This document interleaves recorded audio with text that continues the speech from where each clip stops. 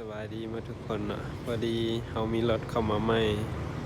เป็น Honda Wave 110i รุ่นท็อปตัวนี้สตาร์ทมือ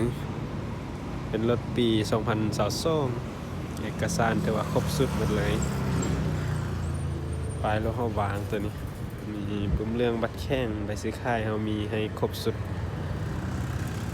เดี๋ยวเขามาเบิ่งสภาพรถเนาะสภาพภายนอกรถถือว่าสภาพเดิมตัวนี้สีเดิมจักเดิมสำหรับผู้ใดสนใจเนาะสามารถติดต่อหาเฮาได้หรือว่าเข้ามาเบิ่งรถตัวจริงได้เนาะอยู่บ้านพันล่วงอยู่ทางล่างส่วนลานซาง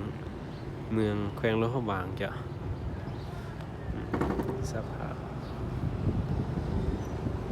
ตัวนี้จะเป็นรุ่นท็อปกงเตอร์ดิจิตอลตัวนี้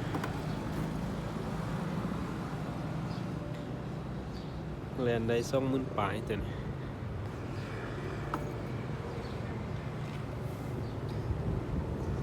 จักยังไม่ไหม้งามๆ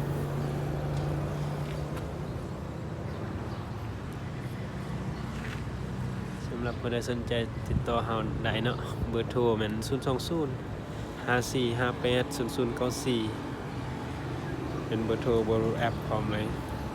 เดี๋ยวเรามาฟังเสียงนำกันเนาะ